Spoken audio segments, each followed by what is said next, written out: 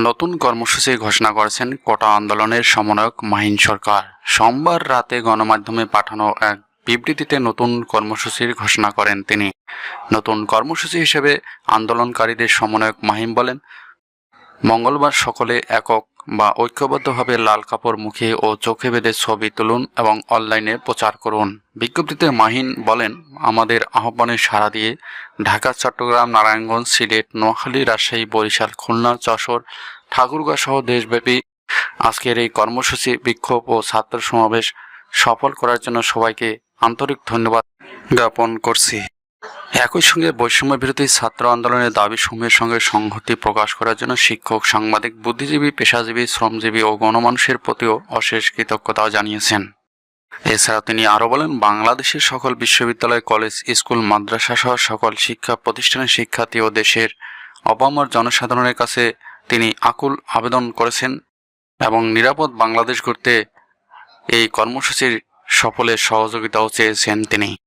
এদিকে ঢাকা মহানগর গোয়েন্দা ডিবি পুলিশের হেফাজতে থাকা কোটা আন্দোলনের সমন্বয়কদের সঙ্গে সাক্ষাৎ করতে ডিবি কার্যালয়ে গিয়েছেন সাবেক স্বরাষ্ট্র প্রতিমন্ত্রী তানজিম আহমেদ সোহেল তাজ।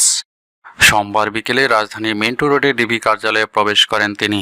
পরে সেখান থেকে বের হয়ে সন্ধ্যায় ডিবি কার্যালয়ের গেটের সামনে সাংবাদিকদের সোহেল তাজ বলেন, কোটা আন্দোলন ঘিরে যে সম্পদ ধ্বংস হয়েছে তা জনগণের টাকায় আবার করা যাবে, কিন্তু প্রাণের তুলনায় এই সম্পদ কিছুই না।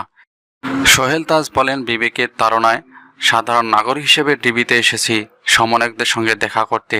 দেশের উপর সবার হক আছে, এজন্য এসেছি ছাত্র ছাত্রীদের বুকে যেন আর একটাও গুলি না করা হয়। আইন শৃঙ্খলা বাহিনীর কাছে অনুরোধ, প্রত্যেকটা প্রাণহানির বিচার করতে হবে। আন্দোলনকারী শিক্ষার্থীদের উদ্দেশ্যে তিনি আরো বলেন, এই দেশ তোমাদের, আশা ছাড়া যাবে না, সবসময় অন্যায়ের প্রতিবাদ করতে হবে।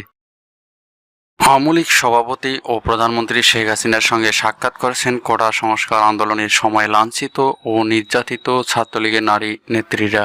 সোমবার বিকেলে গণভবনে প্রধানমন্ত্রীর সঙ্গে সাক্ষাৎ করতে আসেন ঢাকা বিশ্ববিদ্যালয় সহ রাজধানীর বিভিন্ন কলেজের ছাত্রলীগের নারী নেত্রীরা। এ সময় প্রধানমন্ত্রী তাদের কাছ থেকে নির্যাতনের বর্ণনা শোনেন। ছাত্রলীগ নেত্রীরা সেই রাতে ঘটে যাওয়া তাদের উপর হামলা ও নির্যাতনের বর্ণনা তুলে ধরেন। তাদের অনেকেই কান্নায় ভেঙে পড়েন।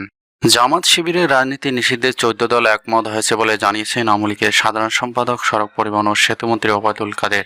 সোমবার রাতে প্রধানমন্ত্রীর বাসভবন গণভবনে 14 দলের শীর্ষ নেতাদের সঙ্গে বৈঠক শেষে একথা জানান তিনি।